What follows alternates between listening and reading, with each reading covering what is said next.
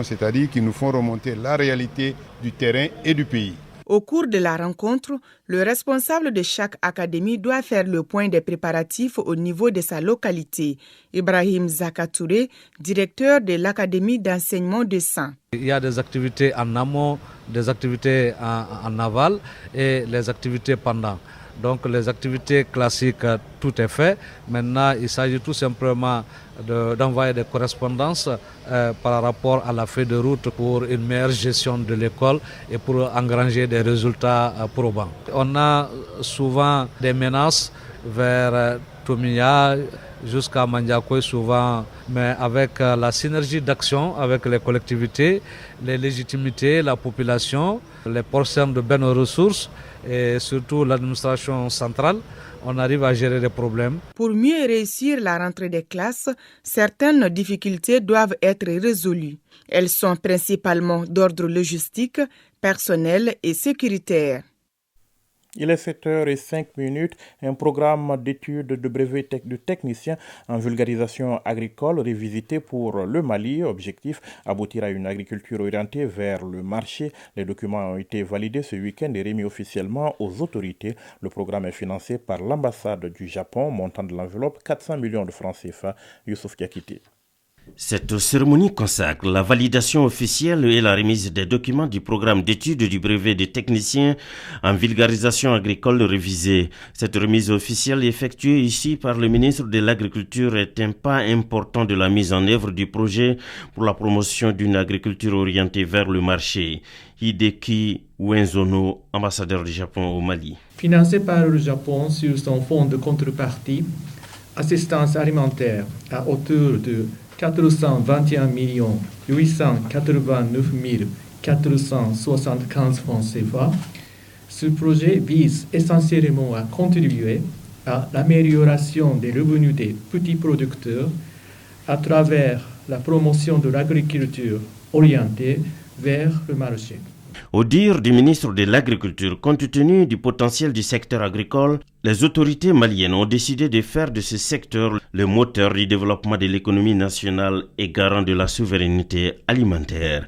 Lassine Damélé, ministre de l'Agriculture. L'économie malienne repose essentiellement sur le secteur agricole qui occupe plus de 80% de la population active et contribue à hauteur de 23% à la balance commerciale. Le secteur fournit près de 30% des recettes d'exportation au Mali. 43,7 millions d'hectares sont utilisables pour l'agriculture. La finalité recherchée par le gouvernement et ses partenaires, c'est d'arriver à une sécurité alimentaire durable. Les acteurs des routes ont bouclé ce week-end les travaux des États généraux de l'entretien routier au Mali. Une cinquantaine de recommandations ont été formulées à l'issue de la rencontre. On notera entre autres que les acteurs souhaitent la mise en place des mécanismes de sécurisation des routes et le renforcement des capacités des collectivités territoriales en matière de gestion et d'entretien du réseau routier. Le reportage de Mohamed Kayantao. Espace de dialogue, de concertation, d'échange et de partage d'expériences, les États généraux sur l'entretien routier avaient pour thème central entretien routier, problématiques, solutions et perspectives. 4 autres thèmes ont animé les 3 jours d'assises, à savoir la gestion du réseau routier, le financement de l'entretien routier, la passation des marchés et l'exécution des travaux routiers. À l'issue de la rencontre, d'importantes recommandations ont été formulées. Ibrahima Balo, rapporteur général. Dissocier la mission de suivi du réseau routier de celle de la supervision des travaux d'entretien routier en mettant à disposition les ressources nécessaires. Renforcer les capacités du personnel de la Direction générale des routes et ses démembrements. Élaborer un manuel de suivi du réseau. Actualiser la directive sur l'entretien routier.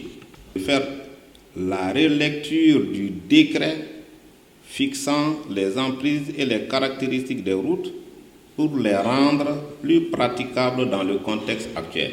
Créer une commission interministérielle pour la prise en place d'un mécanisme de sécurisation des emprises des routes. Pour la ministre des Transports et des Infrastructures, ces recommandations sont de nature à améliorer les réseaux routiers, surtout que l'entretien routier demeure une activité d'intérêt général au Mali. Dambélé Madina Sissoko a salué l'expertise des anciens ministres des Transports et celle des anciens directeurs nationaux des routes dans la réussite de la rencontre. Nous avons tous compris et conformé à la faveur de ces forums des acteurs de l'entretien routier que nous formons dans les sous-secteurs des infrastructures l'équipage d'un même bateau qui est certes, comme toute embarcation, sujet au tangage, mais insusceptible de chavirement.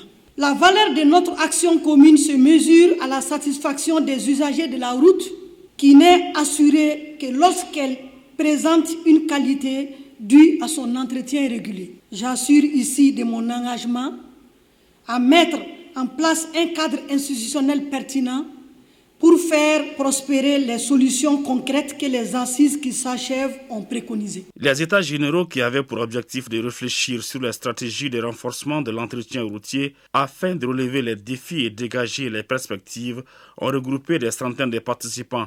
Occasion pour Dambélé Madina Sissoko d'inviter les services et organismes publics de son département à s'impliquer pour la mise en œuvre des recommandations de la rencontre. Il est 7h09, voyons à présent ce qui fait l'actualité hors de nos frontières. Des dizaines de milliers de personnes ont manifesté hier dans les rues de New York réclamant plus d'action contre le changement climatique 2 jours avant l'ouverture officielle de l'Assemblée générale des Nations unies. Des manifestants de quelques 700 organisations et groupes d'activistes se sont donc réunis à New York brandissant des pancartes sur lesquelles on pouvait notamment lire « Biden met fin aux énergies fossiles, les énergies fossiles nous tuent » ou encore « Je n'ai pas voté pour les incendies et les inondations ». L'Assemblée générale de l'ONU s'ouvre demain 19 septembre à New York, l'occasion pour les Nations unies de braquer leurs projecteurs sur les objectifs de développement durable, les ODD, ces 17 indicateurs qui doivent pousser les pays à faire des progrès en matière de développement d'ici 2030. Pour Amina Mohamed, la numéro 2 de l'ONU, ces outils ne sont pas obsolètes, ils nécessitent tout simplement un nouvel engagement politique. Le président kenyan en offensive de charme dans la Silicon Valley, William Ruto, a fait ce week-end donc le tour des géants américains du numérique. Il a rencontré des hauts cadres d'Apple, d'Intel, de Google et de Microsoft. Entre autres, le chef de l'État kenyan n'a pas manqué d'appeler ces entreprises à venir s'installer au Kenya. Devant les géants de la tech, il a vanté les atouts de son pays, à savoir un pays stable, une main-d'œuvre qualifiée, des énergies vertes ou encore une forte pénétration du téléphone portable et du réseau Internet. Mais le président kenyan a surtout promis un environnement économique favorable aux entreprises. Cette visite s'inscrit dans un projet qui vise à renforcer la position du Kenya comme un hub technologique sur le continent africain. En visite hier sur l'île italienne de Lampedusa où quelques 8500 migrants étaient arrivés par bateau, rien qu'entre lundi et mercredi dernier, la présidente de la Commission européenne, Ursula von der Leyen, s'est alignée sur la ligne dure du gouvernement italien en matière d'immigration. Aux côtés de la présidente du Conseil, la présidente de la Commission européenne a présenté un plan d'action en 10 points et promis une réponse coordonnée de Bruxelles pour faire face à la crise. La chef de l'exécutif européen s'est notamment engagée à améliorer les forces de lutte contre le trafic d'êtres humains, à accroître la surveillance aérienne et à envisager une éventuelle nouvelle mission navale européenne en mer Méditerranée. La liste donc le site d'information publique qui rappelle que plusieurs membres du gouvernement italien avaient réclamé cette dernière mesure en réponse à la hausse du nombre d'arrivées sur les côtes italiennes la semaine dernière. Ils ont également proposé des mesures visant à augmenter les rapatriements et à doubler le nombre de centres de détention. Des pays alliés qui soignent leurs relations, le ministre chinois des Affaires étrangères va se rendre en Russie du 18 au 21 septembre pour des discussions consacrées à la sécurité, a annoncé donc son ministère. Le chef de la diplomatie chinoise prendra part à la 18e séance des consultations de sécurité stratégique Chine-Russie, indique le communiqué publié donc sur le site du ministère. Alliés de longue date, la Chine et la Russie vantent fréquemment leur partenariat sans limite et leur coopération économique et militaire appelée à s'intensifier. Retour ici au Mali, elle constitue un pilier essentiel pour la stabilité de la famille. Nous parlons ce matin de ces épouses soucieuses du bien-être familial, ces épouses qui ne laissent pas toutes les charges de la famille sur les épaules du seul mari, du prix de condiments au paiement du loyer en passant par l'entretien des enfants. Leur contribution est substantielle. Certaines d'entre elles se sont imposées cette contribution et les époux apprécient hautement cette attitude. Le grand format du lundi en rediffusion s'intéresse aujourd'hui à ces braves dames. C'est une réalisation de Bourama Traoré. Dans la famille Banou, elle symbolise de celle qui donne du goût à la sauce collective. Fanta Koulibaly, c'est bien d'elle qu'il s'agit, est un pilier sur lequel repose une grande partie des charges familiales. J'assure les dépenses secondaires. Mon époux, lui, prend en charge le prix des condiments, l'achat des vivres et la santé des enfants. En ce qui me concerne, l'achat du savon, les habits des enfants et les chaussures, moi je m'en occupe. Le soutien à son époux dans la prise en charge des dépenses de la famille, Djenaba Tembili en a fait aussi un devoir. Grâce à son apport, le quotidien de la famille Diakité s'est beaucoup amélioré. Une femme travailleuse doit contribuer dans la famille, c'est très bien normal. Il me soutient, il sait très bien que je contribue dans la famille. Donc c'est l'essentiel. Tout ce que la femme fait pour l'homme, là, on n'a pas besoin qu'on nous remercie. C'est normal.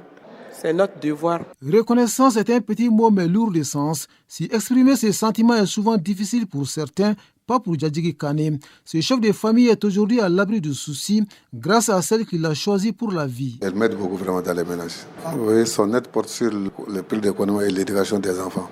Vraiment, elle contribue beaucoup dans ça.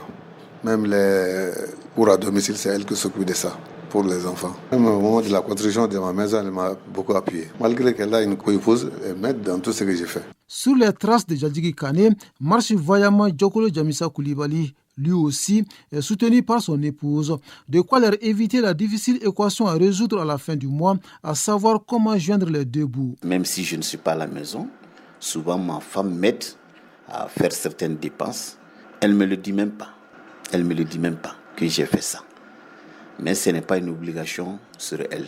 Souvent, c'est peut que peut-être il n'y a pas de sucre, il n'y a pas de temps, mais comme il y a certaines femmes qui exigent tout ça sur leur mari, mais non, ça c'est des situations qu'elles gèrent sans même m'attendre. Une reconnaissance qui sonne comme une belle source d'inspiration à maintenir cet appui à l'édifice familial et même à le renforcer.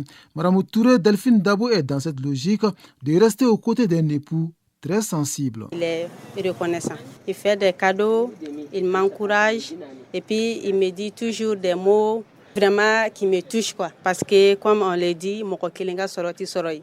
Donc dans la famille, ça remporte beaucoup dans la famille. Ces épouses de plein pouvoir font donc le bonheur de toute une communauté, car c'est un leurre aujourd'hui de se vanter de pouvoir assurer seul et intégralement les dépenses d'une famille. Madame Banou Fanta Koulibaly est ménagère. Mon époux est reconnaissant de tout ce que je lui apporte comme appui. Mieux, il parle de ma contribution à ses amis et à ses parents. Souvent, quand son véhicule tombe en panne, je l'aide à le réparer. Je pense que ce soutien permet d'assurer la stabilité de notre foyer. L'apport de l'élu du Caire n'est pas à minimiser, bien qu'il ne soit pas obligatoire. En référence au code des personnes et de la famille et aux préceptes de l'islam, les charges familiales incombent exclusivement à l'homme, quelle que soit sa situation financière. Makan Tunkara est officier chargé d'état civil et Ousmane Diarra est imam. Le code dit d'abord que le mari, c'est lui le responsable du foyer. Toutes les charges sont sur le mari. La femme, si elle travaille, elle peut, mais elle n'est pas obligée. Même si elle est milliardaire, elle n'est pas obligée. Il faut que les gens comprennent ça. La religion musulmane n'impose pas, ne rend pas une obligation à la femme de contribuer aux charges de la famille. Toutefois, l'islam demande la générosité et la bonne collaboration. Et les réalités aussi de notre société font que la femme peut participer aux charges de la famille pour aider l'homme pour gérer la famille. Ce n'est pas une obligation, mais la femme peut le faire dans le cadre de la solidarité, de l'entraide. Une entraide qui contribue à renforcer les liens du couple et à maintenir la stabilité au niveau du foyer. Si le soutien de la femme à la prise en charge des dépenses familiales n'est pas nouveau, il devient plus que nécessaire dans un contexte de crise mondiale. Sidi Lamini Bagayoko est sociologue. La contribution de la femme dans la prise en charge de la famille est plus que cruciale pour l'équilibre, pour la bonne marche même de la vie du couple, pour la vie de la famille. Cependant, depuis des siècles, la femme a toujours participé à la prise en charge de la famille aux côtés de l'homme, dans ce même sens que la femme puisse se sentir importante dans la gestion familiale en apportant sa contribution. Une contribution plus utile qui rend le tableau familial plus reluisant et la vie du couple plus heureuse. De quoi mettre la famille à l'abri du regard du coin de l'œil de l'autre.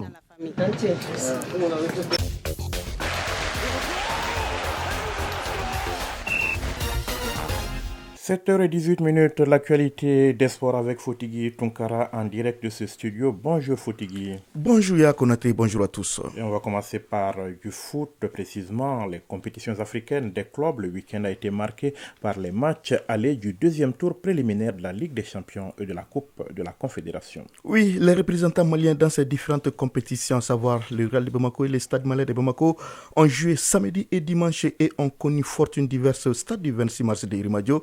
Hier, en match aller du deuxième tour préliminaire de la Coupe de la Confédération, le Stade Malais de Bamako a réalisé une bonne opération en disposant de l'Aigle Noir du Burundi par le score de 2 buts à 0, alors qu'à la mi-temps, le score était de 0-0. Les buts stadistes ont donc été inscrits en seconde période sur penalty au 51e et 67e minute de jeu, respectivement par Ibrahim Traoré et Daouda Coulibaly. Les Blancs de Bamako prennent ainsi une bonne option sur la qualification en attendant le match retour dans 2 semaines à Tanzanie où se joue le match à domicile de l'Aigle Noir du Burundi. Je vous propose de suivre à chaud la réaction après match de l'entraîneur du club burundais, Aimé Zoïla Bonayo, est au micro de Isaac Tchenou. Pour moi, il n'y a rien qui a manqué parce que tout ce qu'on a préparé, c'est pas ce qu'on a joué. On a préparé qu'on va jouer une bonne football. Et malheureusement, avec la situation du terrain, je trouve qu'on n'a pas joué ce qu'on a voulu. Mais ça arrive, c'est du foot, il faut préparer pour tout. Mais j'espère bien que je peux retenir ce qu'on a joué. On n'a pas joué ce qu'on a arrêté, on n'a pas préparé.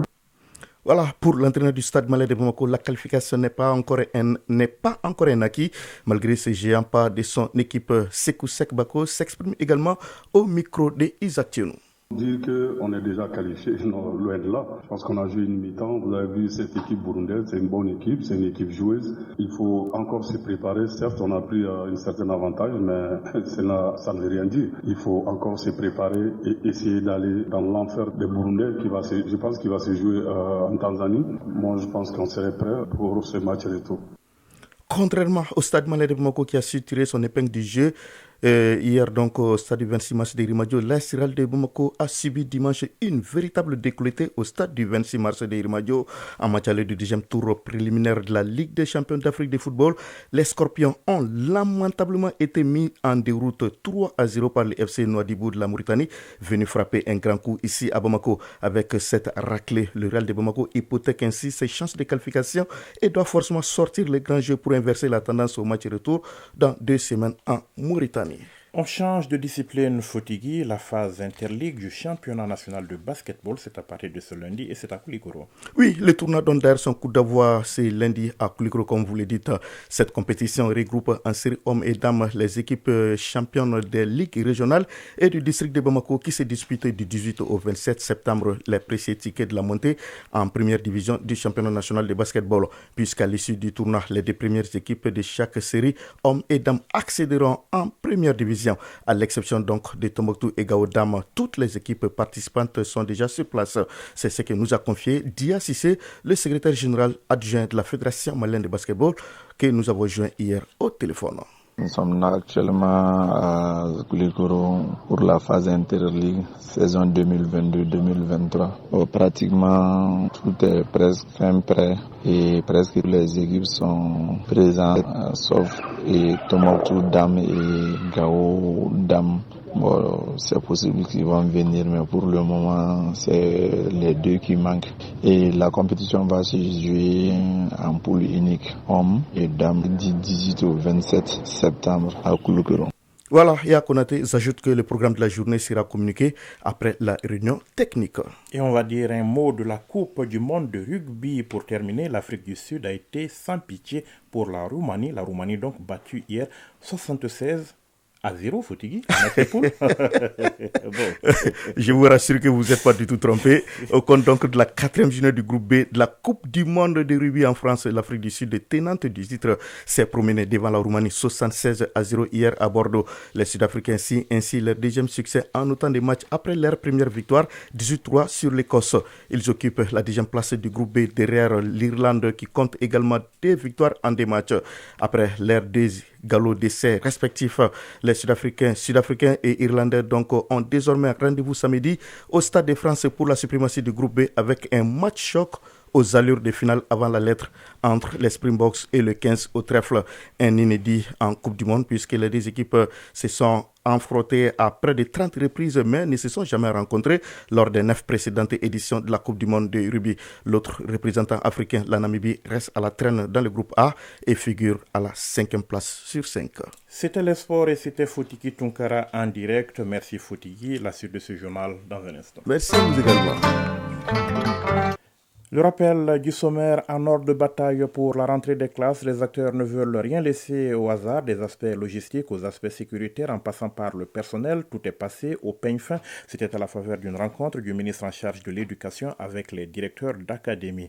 Les acteurs de l'entretien routier formulent une batterie de recommandations pour mieux prendre soin de nos infrastructures routières. Il convient notamment de mettre en place un mécanisme de sécurisation des routes. Les états généraux de l'entretien routier ont pris fin ce week-end ici à Bamako. L'actualité hors de nos frontières, c'est demain que s'ouvre à New York, aux États-Unis, l'Assemblée générale des Nations unies. Elle sera l'occasion de faire le point sur les ODD, les objectifs de développement durable. En prélude à l'événement, des dizaines de manifestants ont réclamé hier plus d'actions contre les changements climatiques. Le président kenyan à la rencontre des géants de la haute technologie dans la Silicon Valley. Il les appelle à venir investir dans son pays, leur promettant un environnement économique favorable. Le Kenya qui ambitionne de devenir un hub technologique sur le continent africain. Et puis les sports en football, le week-end a été marqué par les matchs allés du 2e tour préliminaire des compétitions africaines des clubs. À retenir en basketball ici au Mali, la phase interligue du championnat national, elle débute aujourd'hui à Koulikoro. C'est donc la fin de ce journal qui s'achève à 7h passées de 24 minutes. Réalisation coordination, Ousmane Dao, mise en onde Mamadou Diallo, mise en ligne Cheikh Abdelaziz Koulibaly, présentation Yaya Konaté. Gardez vos positions d'écoute dans un instant. Les infos météo suivies de votre rubrique des avis communiqués. Ce sera avec Moussa Koulibaly. Prenez soin de vous et des autres. Passez une excellente journée. Au revoir.